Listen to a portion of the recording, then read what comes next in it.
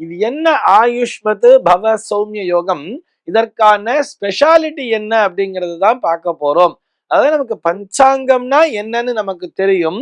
திதி வார நட்சத்திர யோக கரணங்கள் இவைகளை ஒன்றாக பார்ப்பதுதான் இந்த பஞ்ச அங்கங்கள் என்பது. இந்த புதன்கிழமையை சௌமிய வாசரம் என்ற பெயரிலே குறிப்பிடுவார்கள். சௌமியா அப்படின்னு சொன்னா அது புதனை குறிக்கும்.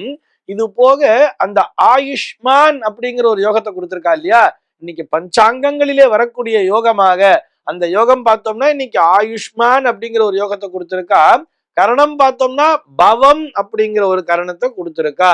நம்ம எல்லாருக்குமே ஆயுஷ்மான் அப்படின்னா என்ன அர்த்தம்னு தெரியும் தானே. அதாவது தீர்காயுசோடு வாழக்கூடிய ஒரு யோகத்தினை தரக்கூடியதுதான் இந்த ஆயுஷ்மான் அப்படிங்கிற ஒரு யோகம். பவம் என்கின்ற கரணம், அந்த கரணத்தினுடைய உருவம் பார்த்தோம்னா சிங்கத்தினுடைய உருவத்தினை கொடுத்திருப்பார்கள்.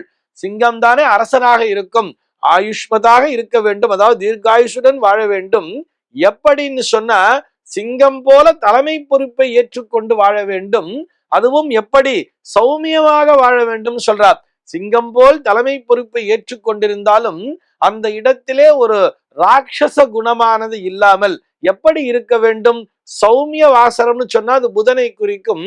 புதனினுடைய புத்தி கூர்மையோடு மிகச்சிறந்த அறிவாளியோடு சிங்கம் போன்ற ஒரு பலசாலியாக தீர்காயுஷுடன் வாழ வேண்டும் என்று குறிப்பதுதான் இந்த ஆயுஷ்மத் பவ சௌமிய யோகம் என்பது. அதுக்குத்தான் பெரியவாளுக்கு நமஸ்காரம் பண்ணும் பொழுது எப்படி தெரியுமா ஆசீர்வாதம் பண்ணுவா, ஆயுஷ்மான் பவ சௌமியா அப்படின்னு சொல்லிதான் ஆசீர்வாதம் பண்ணுவா. இதற்கு என்ன அர்த்தம் அப்படின்னு சொல்லி பார்த்தோம்னா, அதாவது அதுக்காக ஒருத்தருக்கு போய் அபிவாதையை சொல்லி நமஸ்காரம் பண்றா, அல்லது பெரியவாளுக்கு பொதுவா நமஸ்காரம் பண்ணும் பொழுது அவ ஆசீர்வாதம் பண்ணும் பொழுது இப்படித்தான் சொல்லுவா, ஆயுஷ்மான் பவ சௌமியா அப்படின்னு சொல்லுவா. அதற்கு என்ன அர்த்தம்னு சொல்லி பார்த்தோம்னா, தீர்காயுஷுடன் வாழ வேண்டும். எப்படி சிங்கம் போல் அந்த பவகரணத்திலே வரக்கூடிய ஒரு சிங்கம் போல் வாழ வேண்டும். அதுவும் எப்படி புத்தி கூர்மையோடு வாழ வேண்டும் என்கின்ற அந்த வசனத்தை சொல்லித்தான் ஆசீர்வாதம் செய்வார்கள்.